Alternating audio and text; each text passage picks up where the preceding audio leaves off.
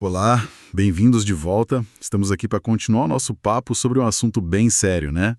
A responsabilidade de quem cuida das contratações no setor público. Isso aí. No nosso encontro anterior, a gente desvendou mais os fundamentos, a base legal disso tudo, olhando para a nova lei de licitações, a 14.133. Exato. Hoje o foco é mais, digamos, no chão da fábrica.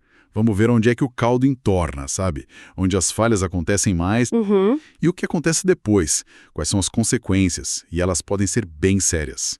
E claro, o mais importante, como é que o gestor pode se prevenir, evitar essas dores de cabeça? Fundamental. Para isso a gente continua usando a lei, claro, e também aqueles materiais de apoio ótimos, como o Manual de Orientações e Boas Práticas que está lá no gov.br. Que é uma referência excelente, né? Sim. Então, só para relembrar rapidinho, a gente falou que o gestor público tem essa missão, esse dever de garantir que a contratação seja legal, eficiente, econômica. E que traga resultado. E que justifique bem, né? Motivar cada passo. Exato. Motivar as decisões. Agora, hoje o foco é nos tropeços comuns mesmo, nas punições que podem vir, e aí a gente fala de processo administrativo, ação civil, até processo criminal. Sim, a coisa pode ficar feia. O papel dos órgãos de controle nisso tudo. E o pulo do gato, as boas práticas para não cair nessas armadilhas. Ok, vamos mergulhar nesses detalhes então. Vamos lá. E esse mergulho é importante, porque olha, não adianta só saber a regra de cor, né?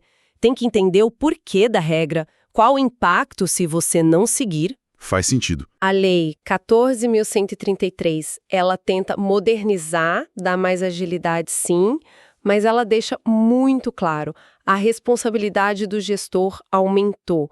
O foco agora é muito em resultado, em integridade.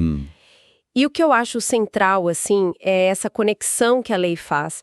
Se você planeja bem, direitinho lá no começo, isso é quase uma vacina contra problema e responsabilização lá na frente. Boa analogia da vacina. Então, vamos partir dessa ideia. A responsabilidade não é um ato isolado, é um dever constante, né? De cuidar do processo todo. Exatamente. E não é só seguir um checklist, é tomar a decisão pensada, sabe? E, principalmente, gerenciar riscos. Gerenciar riscos, essa parece ser a expressão da vez, né? É a palavra-chave. A responsabilidade não começa só quando assina o contrato. Começa lá atrás, quando se identifica a necessidade. A lei nova reforça muito que esse gerenciamento de risco tem que estar em tudo. No planejamento, na seleção de quem vai contratar e, algo que às vezes ficava meio esquecido, na gestão e fiscalização do contrato enquanto ele está rolando. Cada etapa tem seus pontos críticos, então. Cada etapa. Pontos nevrálgicos mesmo. E imagino que a própria lei, por ser tão detalhada, né, com fases, documentos, ela meio que já aponta onde esses riscos são maiores, não é? Sem dúvida. Ela te dá o mapa da mina, ou do campo minado, dependendo de como você olha. Certo. Então vamos começar pelo começo. A fase de planejamento. Que falhas aí podem dar problema para o gestor? Olha, essa fase é a fundação, como você disse. Se a base está torta... A casa toda balança. Exatamente. O que costuma dar errado aí, o manual que a gente está usando cita muito problema na elaboração do estudo técnico preliminar, o ETP. Ou, às vezes, nem tem ETP. E a lei agora exige muito mais detalhe nesse ETP, né? Muito mais. O artigo 18 deixou ele com um peso enorme. É ali que a administração tem que mostrar que pensou, sabe? Qual a necessidade real, quais as alternativas, quanto vai custar, quais os riscos, o que a gente espera de resultado. E a falha comum é fazer um ETP genérico. Isso, um ETP para inglês ver, que não analisa de verdade o problema, e colado nisso tem a análise de riscos. A lei manda. Mapeie o que pode dar errado e pense em como evitar ou diminuir esse risco. Se você ignora isso ou faz de forma superficial, aí é pedir para ter problema. Entendi. Além do ETP e da análise de riscos, o que mais costuma falhar no planejamento? Problemas nos documentos que descrevem o objeto que vai ser contratado, o termo de referência, o projeto básico. Se forem vagos... Ou restritivos demais. Exato. Se for vago, você não sabe o que vai receber. Se for restritivo demais, pode direcionar a licitação sem querer ou até querendo. Em ambos os casos, a licitação já nasce torta.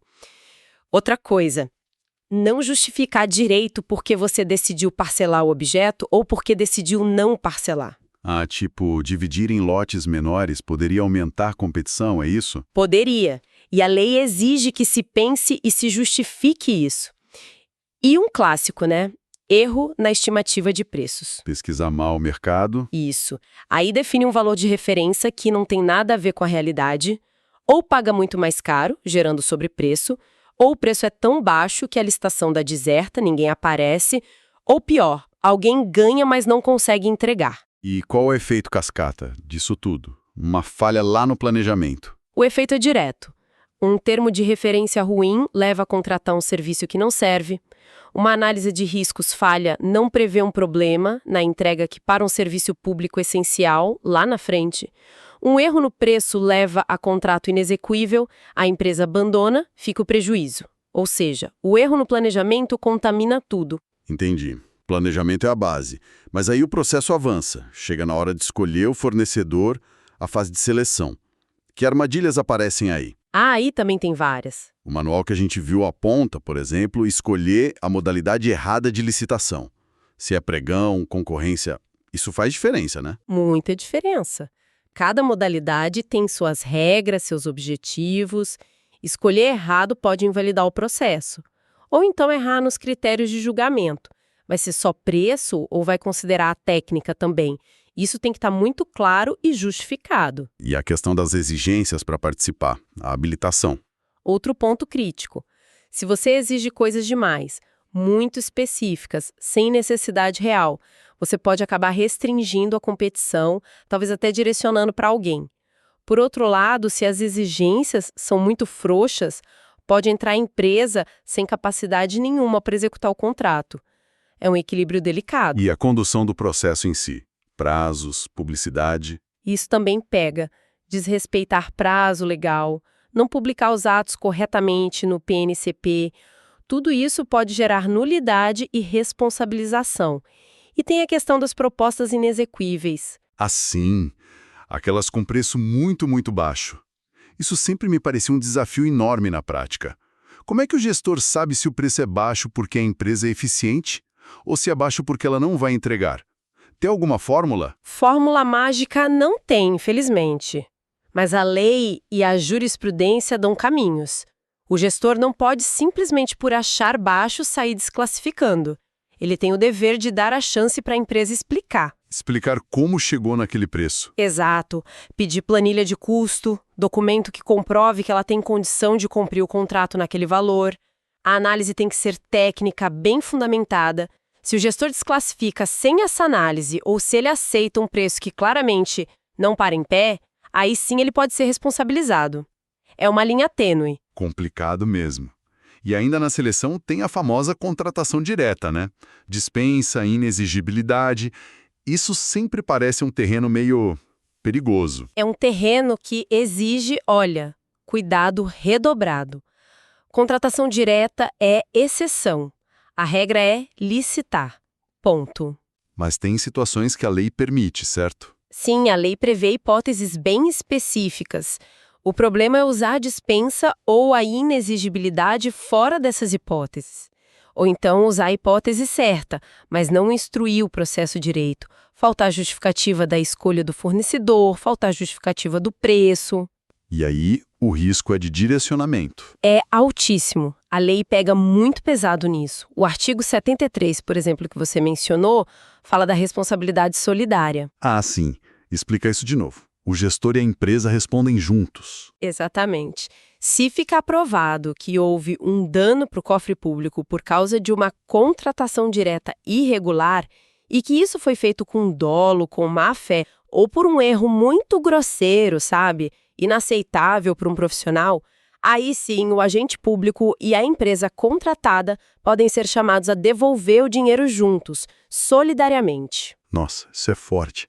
É um recado claro para coibir abuso, né? Sem dúvida, é uma ferramenta importante. Ok. Passamos pelo planejamento, pela seleção, aí o contrato é assinado. Muita gente pensa, ufa, acabou o problema. Mas não é bem assim, né? A fase de gestão contratual também tem seus riscos. E como tem? Às vezes é aqui que o dinheiro vai pelo ralo. O manual que a gente consultou dá muita ênfase na fiscalização deficiente do contrato. O que seria isso? É você ter um processo licitatório lindo, um contrato perfeito no papel, mas ninguém acompanha de perto se o que foi contratado está sendo entregue direito, se está no prazo, com a qualidade combinada. E a fiscalização é um dever do gestor. Com certeza. Não é opção. A Lei 14.133 reforça demais isso. Exige que se designe formalmente um ou mais fiscais, que eles acompanhem e registrem tudo. Se a fiscalização é omissa ou falha e a administração paga por algo que não recebeu ou recebeu mal feito, aí o prejuízo acontece. E o fiscal e quem designou o fiscal podem sim ser responsabilizados. Entendi. E além da fiscalização em si, que outros problemas surgem na gestão do contrato? Alterações contratuais irregulares, os famosos aditivos. Sim, mudar o contrato no meio do caminho. A lei permite ajustes, claro, mas tem limites percentuais e precisa ter justificativa técnica, econômica bem robusta. Se você estoura esses limites ou faz uma alteração que muda completamente o objeto original, sem uma boa justificativa, é irregular. E o recebimento do objeto? Outro ponto crítico. Atestar o recebimento definitivo, dizer que está tudo ok, sem verificar de verdade se está tudo conforme o contrato. E, claro, problemas no pagamento. Tipo o quê? Pagar fora da ordem cronológica que a lei exige, sabe? Passar um fornecedor na frente do outro sem justificativa. Ou pagar sem a chamada liquidação da despesa, que é a comprovação de que o serviço foi mesmo prestado ou o bem foi entregue. Isso é muito sério. Ufa, é realmente uma corrida de obstáculos, cada fase com seus perigos. Vimos as falhas mais comuns. Agora, vamos para o lado das consequências. O que acontece na prática quando um gestor ou uma empresa, enfim, pisa na bola em alguma dessas etapas? Quais são as punições? Bom, as consequências podem vir em 3 frentes, 3 esferas diferentes. E é importante saber que elas são independentes. Uma não impede a outra, tá? Certo. Quais são elas? A primeira é a esfera administrativa. Aqui a gente está falando das sanções que a própria Lei 14.133 traz, principalmente para as empresas que participam da licitação ou são contratadas. Estão lá nos artigos 155 e 156. E que tipo de sanção é essa? É só multa? Não só. Começa com uma advertência, que é mais leve, aí vem a multa, que pode ser bem salgada, viu? De 0,5% até 30% do valor do contrato. 30% é bastante coisa. É sim. E depois vem as sanções que mexem com a capacidade da empresa de fazer negócio com o governo. Tem o impedimento de licitar e contratar, que pode ir até 3 anos, e vale só para o órgão ou entidade que aplicou a punição. Ah, então se ela for impedida por um município, pode contratar com o Estado ou a União. Em princípio, sim, no caso do impedimento. Mas tem a mais grave de todas, a declaração de inidoneidade para licitar ou contratar. Essa é a pior. É a mais drástica. Ela proíbe a empresa de licitar e contratar com toda a administração pública, União, estados, municípios, todo mundo por um prazo de 3 a 6 anos. Nossa. Isso pode significar o fim de uma empresa que depende muito de contrato público, né? Pode sim. É uma afoação muito forte. Justamente por isso, para aplicar qualquer uma dessas sanções, é obrigatório ter um processo administrativo formal. A empresa tem que ter direito de se defender, apresentar provas, o contraditório, a ampla defesa, tudo como manda a Constituição e a própria lei reforça isso no artigo 158. Não pode ser na base do eu acho. Entendi. Essa é a esfera administrativa, mais focada na empresa. E para o agente público? Aí entra a esfera civil. Isso, a esfera civil pega mais diretamente o agente público, embora a empresa também possa ser envolvida. Aqui, o carro-chefe são as ações de improbidade administrativa. Improbidade. O que configura isso? Se ficar provado que o agente público agiu com dolo, ou seja, com intenção, para conseguir alguma vantagem para ele ou para outro, para causar prejuízo ao dinheiro público ou para violar os princípios da administração, como legalidade, moralidade, impessoalidade, aí ele pode sofrer sanções pesadas. Tipo? Perda da função pública, suspensão dos direitos políticos, multa, proibição de contratar com o poder público. Além disso, tem as ações de ressarcimento ao erário para cobrar de volta o dinheiro desviado ou o prejuízo causado. E como a gente já falou, a responsabilidade solidária em casos como a contratação direta e irregular, feita com dolo ou erro grosseiro. E a terceira esfera? A penal. Você disse que teve mudança importante com a nova lei. Os crimes de licitação foram para o Código Penal. Exatamente, isso foi uma mudança significativa. A Lei 14.133 tirou os crimes da antiga Lei 8.666 e criou um capítulo específico sobre crimes em licitações e contratos dentro do Código Penal. Isso mostra que o legislador quis dar um peso maior para essas condutas. E que crimes são esses? O manual que a gente está usando menciona um. Sim, ele cita como exemplo o crime de frustração do caráter competitivo de licitação. Está lá no artigo 337-F do Código Penal. Frustrar a competição. O que seria isso na prática? E qual a pena? Basicamente, é você fraudar a licitação, sabe? Combinar preço com concorrente, criar dificuldade para alguém participar. Tudo isso com a intenção clara de ganhar a licitação ou de fazer outra pessoa ganhar. A pena é bem dura. Reclusão de 4 a 8 anos e ainda tem multa. 4 ou 8 anos de reclusão, é sério mesmo. Muito sério. E tem outros crimes, como contratar diretamente quando era para licitar, artigo 337-E, fraudar um contrato já assinado, artigo 337-L. Enfim, a esfera penal busca punir as condutas mais graves, aquelas que são um ataque direto à honestidade, à competição, à moralidade nas contratações. E, importante, no crime sempre precisa comprovar o dolo, a intenção do agente. Entendi. São consequências bem pesadas em todas as esferas, administrativa, civil e penal. Com esse cenário todo cheio de riscos, como é que entram os órgãos de controle? Qual o papel dos tribunais de contas, do Ministério Público e do controle interno dos próprios órgãos? Eles ajudam a evitar esses problemas? Ajudam. E a Lei 14.133 não só manteve, como até reforçou o papel do controle, tanto interno quanto externo. Os artigos 169 e 170 falam disso. A lei meio que consolida uma ideia que já vinha ganhando força, a das 3 linhas de defesa ou 3 linhas de gestão de riscos. 3 linhas. Como funciona isso? A primeira linha é quem está lá na ponta, fazendo a gestão no dia a dia, quem executa a contratação. Essa pessoa tem que ter controles primários. A segunda linha é a supervisão, o monitoramento dentro do próprio órgão. Pode ser o chefe, uma unidade de assessoramento, alguém que olha por cima, verifica se as regras estão sendo seguidas. E a terceira linha é a auditoria interna formal, o controle interno mais estruturado, e também o controle externo, feito principalmente pelos tribunais de contas, TCU, TCS, TCMs e pelo Ministério Público. E a atuação desses órgãos mudou com a nova lei. O foco deles é mais em achar o erro depois que aconteceu e punir, ou é mais em tentar prevenir? Olha, a tendência clara, e a lei estimula muito isso, é um controle cada vez mais focado na prevenção e na avaliação da gestão de riscos feita pela primeira linha. Ah, então não é só auditar contrato antigo para achar pelo em ovo. Não só isso, é verificar se a administração, desde o planejamento, está pensando nos riscos. Se ela está identificando o que pode dar errado e tomando medidas para evitar ou diminuir esses riscos. É um controle que olha para a qualidade da governança das contratações. Claro que o controle repressivo de achar erro e punir continua existindo, mas o foco preventivo e na gestão de riscos ganhou muita força. E a transparência é chave para isso funcionar.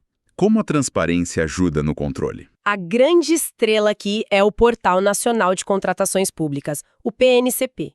A lei manda publicar praticamente tudo lá, desde o plano anual de contratações, o ETP, o edital, as atas, o contrato, os aditivos, tudo tem que ir para o PNCP. E isso facilita o quê? Facilita tudo.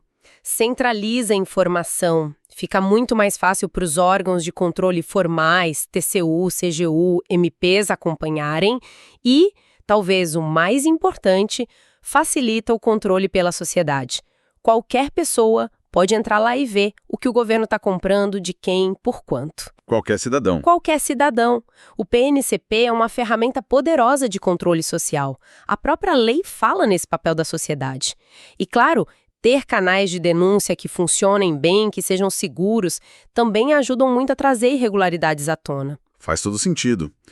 Vimos os problemas, as consequências que podem ser bem duras, o papel do controle e da transparência. Chegamos à pergunta de R$1 milhão. Como o gestor público, que está lá na correria do dia a dia, pode evitar cair nessas armadilhas todas?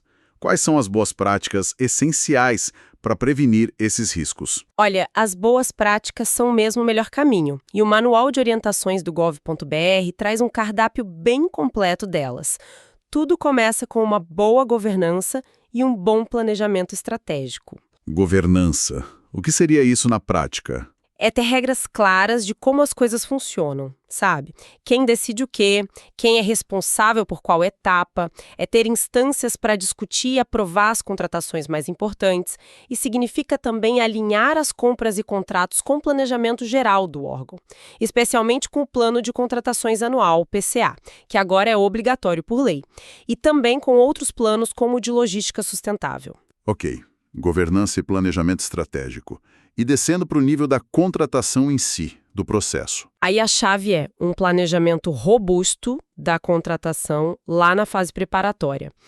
É fazer com cuidado, com atenção, todos aqueles documentos que a gente já falou, o documento de formalização da demanda, DFD, que é o pontapé inicial, um estudo técnico preliminar que seja realmente completo, analítico, uma análise de riscos séria, que não seja só para cumprir tabela, um termo de referência ou projeto básico claro, objetivo, completo, e uma pesquisa de preços bem feita, criteriosa, usando as fontes que a lei manda. E em relação às pessoas, a estrutura do órgão? Duas coisas são cruciais: segregação de funções e profissionalização. Segregação de funções é evitar que a mesma pessoa faça tudo. Exatamente. A lei até proíbe algumas acumulações, como a pessoa que fez o TR ser a única fiscal do contrato. A ideia é distribuir as responsabilidades para evitar a concentração de poder e também para reduzir o risco de erro ou fraude. É o princípio de 4 olhos veem mais que 2. E a profissionalização? A lei bate muito nessa tecla. Os agentes públicos que trabalham com licitação e contrato precisam ser qualificados. Não dá mais para colocar qualquer um para fazer isso. Tem que designar gente competente, investir em treinamento, capacitação contínua. Algumas instituições já falam em matriz de competências, em certificação profissional. É levar a área de contratações a sério. Faz sentido. Que outras boas práticas são fundamentais? A transparência ativa, que já falamos usando o PNCP ao máximo, uma seleção criteriosa do fornecedor, ou seja, escolher bem a modalidade, o critério de julgamento, fazer um edital com regras claras e justas e, importantíssimo, uma gestão e fiscalização contratual atenta. Voltar a atenção para depois que o contrato é assinado. Isso. Designar fiscais que tenham capacidade técnica para acompanhar aquele contrato específico, acompanhar de perto a execução, registrar tudo o que acontece, verificar se a empresa está cumprindo todas as obrigações, inclusive as trabalhistas e previdenciárias, que a lei agora exige verificar, e gerenciar com rigor as alterações e o recebimento do objeto. E, por fim, algo que está cada vez mais forte, incorporar a sustentabilidade. Pensar no meio ambiente, no social. Exato. Pensar nos impactos ambientais, sociais e até econômicos em todas as fases da contratação. A lei traz vários ganchos para isso. É usar o poder de compra do governo para promover um desenvolvimento mais sustentável. Olhando para tudo isso, parece que seguir essas boas práticas não é só para evitar ser punido, né? Tem um benefício maior por trás. Com certeza. Se a gente conecta os pontos, o objetivo final não é só a conformidade, não é só não ser pego pelo controle. Adotar essas práticas leva, e isso já é comprovado, a uma maior eficiência e economia no gasto público. Simplesmente porque se compra melhor. Compra o que realmente precisa, pelo preço justo. Isso. E resulta numa melhor qualidade dos bens e serviços que chegam lá na ponta, para o cidadão que usa a escola, o hospital, a estrada. Fortalece a integridade, a ética, ajuda a combater a corrupção, porque os processos ficam mais transparentes, mais controlados, mais difíceis de fraudar. E ajuda o desenvolvimento do país, como você falou.